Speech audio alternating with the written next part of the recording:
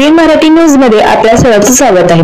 ताज्या बातम्यांसाठी एबीएन मराठी न्यूजला घोरपड वन्य प्राणी यांच्या गुप्त अंग तस्करी घोरपड वन्य प्राणी यांच्या गुप्तांग तस्करी प्रकरणी आज रोजी सोलापूर येथे 3 जणांना अटक करण्यात आली। वन विभाग सोलापूर यांच्या कार्यालयाने ही कारवाई केलेली आहे।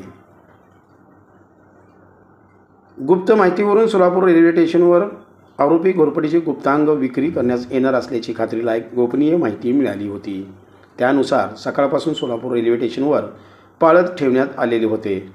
संशयित आरोपी एका 4 चाकी गाडीमधून घोरपडीचे गुप्तांग विक्रीसाठी घेऊन आले होते।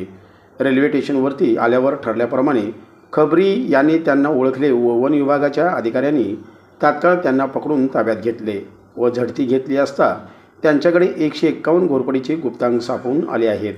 सदर गुन्हेगार सराईत असून त्यांच्याकडून असे यापूर्वीही झालेले असल्याचे समजते। घोरपड वन्य प्राणी हा वन विभागाच्या वन्यजीव संरक्षण कायदा 1972 अंतर्गत शेड्यूल 1 मध्ये येत असून अतिउच्च दर्जाचे त्याला संरक्षण देण्यात आलेले आहे। त्याची शिकार करणे व विक्री करणे याला 10,000 रुपये दंड व 7 वर्षे सक्त मजुरी अशी शिक्षा आहे। सदर कारवाईसाठी मोलाची मदत मानद वन्यजीव रक्षक सातारा रोहन भाटे तसेच हेमंत केंजळे कराड यांनी केली। अपर प्रधान मुख्य वनरक्षक डॉक्टर क्लेमेंटो बेन, मुख्य वनरक्षक NR प्रवीण, उपवनरक्षक महादेव मोहिते, सोलापूर वन विभागाचे सहाय्यक वनरक्षक अजित शिंदे, वनक्षेत्रपाल रोहित कुमार गांगर्डे, वनपाल रुकेश कांबळे, इरफान काजी, शशिकांत सावंत, वनरक्षक श्रीशैल पाटील, अश्विनी सोनके, योगेश जगताप, सायली ठोंबरे, रमेश कुंभार, सुरेश कुर्ले, रेणुका सोनटक्के, वानिता शिंदे, नितीन चाराटे, वाहनचालक कृष्णा मिरवणे हे उपस्थित होते।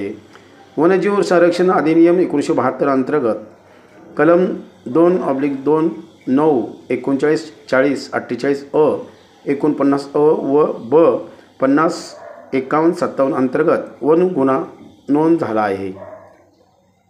आरोपीचे नाव विठ्ठल सुग्रीव पाटोळे, वय 29, सुग्रीव रंगनाथ पाटोळे, वय 60, राहणार दोघे पिंपळा, तालुका वडवणी, जिल्हा बीड, बाळासाहेब लक्ष्मण डोरले, वय 34, राहणार चिखल बीड यांना अटक करण्यात आलेली आहे। पुढील तपास चालू आहे।